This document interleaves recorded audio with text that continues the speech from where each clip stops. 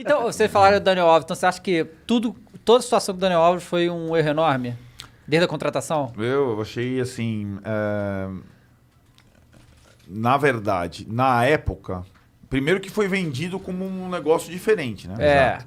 Vamos... Não era... Tem lá a entrevista do... Não lembro quem é o cara. Pássaro. O Pássaro. Alexandre Falando, Pássaro. não, porque o retorno vai ter em marketing, que a gente vai vender não sei o quê. Nada, zero, né? Não, zero. E acho que o Daniel Alves, primeiro, ele nunca foi um jogador protagonista em nenhum lugar onde ele jogou. A lateral normalmente não é, né? Normalmente não é. É. Por mais que a posição que ele ocupa seja a mais carente do futebol brasileiro. Sim. Até hoje, talvez ele seja o melhor lateral do futebol brasileiro. Não tem lateral direito, né? E acho que o erro, além da questão financeira, que foi um absurdo... Pô, tem o Mateuzinho, cara. Eu gosto. Eu gosto. também gosto. Eu gosto. Tenho vigor. Eu Gosto, também. né? Gosto mais dele do que do Isla. Mas Eu também. Né? Então daqui a pouco ele... Mas não vai dar pra contratar o Mateuzinho. Não vai ter jeito. Só se for trocar pelo Pablo. Muito caro, muita grana. Não dá. A Orejuela tá aí no mercado. Mas eu acho que aí o erro foi assim. O São Paulo também, além da questão financeira, ele deu pro Daniel a chave do clube. Uhum.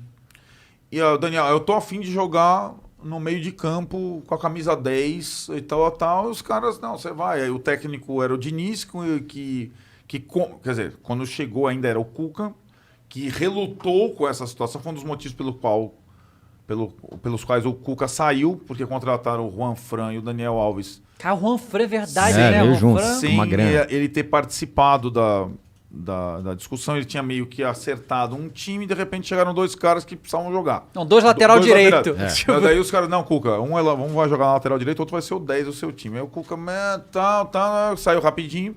E o Diniz chegou, Diniz, o time aqui, o Daniel Alves é o 10 e o resto é... E o Diniz e o Daniel Alves fizeram um time em torno dos dois, né? Tipo...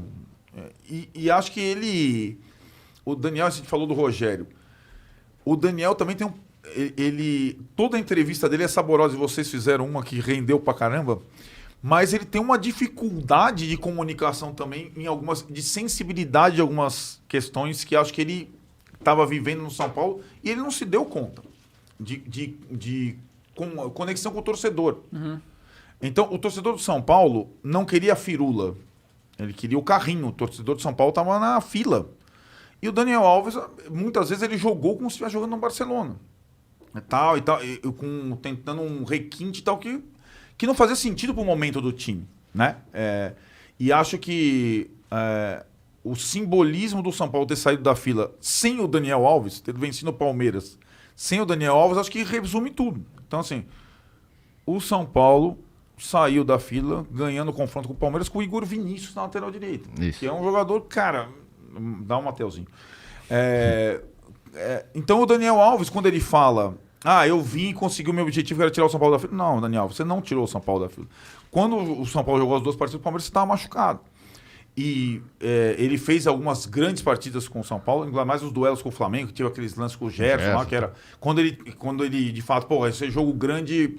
Mas a passagem dele foi muito opaca. E pela comunicação, ele se queimou perpetuamente. Ele não teria a menor condição de pisar no Morumbi com a torcida do São Paulo na época da pandemia se tivesse torcido. Uhum. A torcida do São Paulo quer matar o cara. Essa questão da Olimpíada, essa questão... Os caras... Então, assim... E alguns jogadores do São Paulo não... sobreviveram no time nesse período todo porque não tinha torcedor no estádio. Porque torcedor no estádio, vocês sabem, cara. Torcedor no estádio é aquela questão.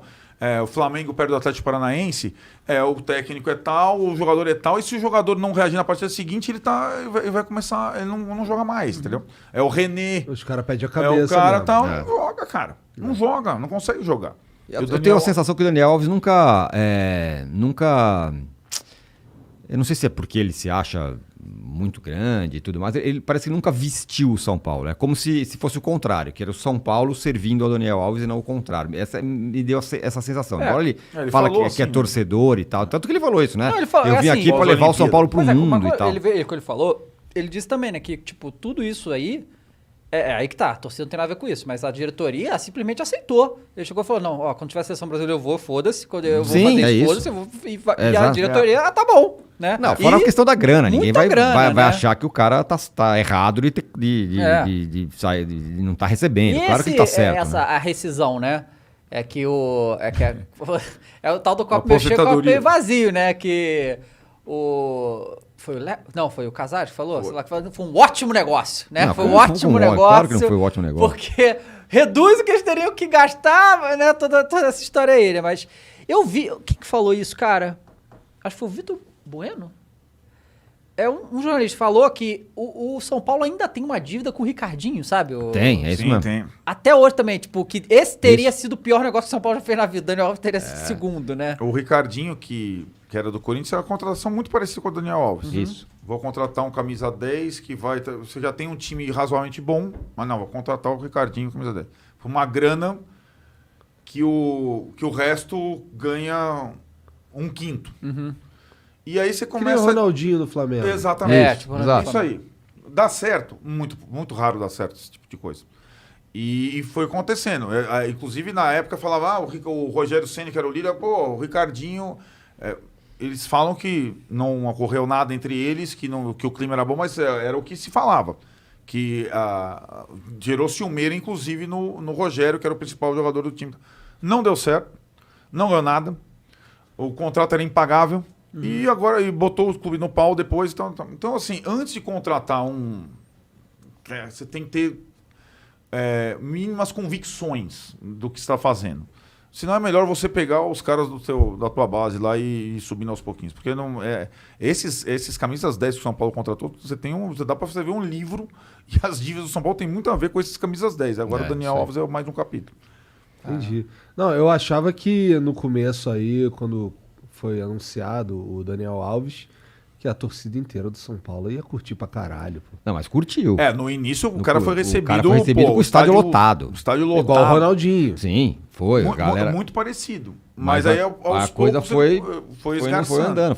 E aí a gota d'água foi a Olimpíada. O São Paulo encalacrado no campeonato, não sei o que e tal. E o cara falou, não, eu vou aí pra Olimpíada. Porque uma coisa assim, beleza, tá combinado com a diretoria, mas não tá combinado com o torcedor. É, claro. É isso, exatamente. Não tá pactuado com o torcedor. E dane que tá combinado com a diretoria. O que importa é o público, cara. Então, se você não tem a conexão de pra quem você joga, pra quem você fala, você tá num outro mundo. E ele não Esse foi percebeu o ponto, onde ele a estava. desconexão dele com o sentimento da torcida. Isso foi fatal pro cara. Cara,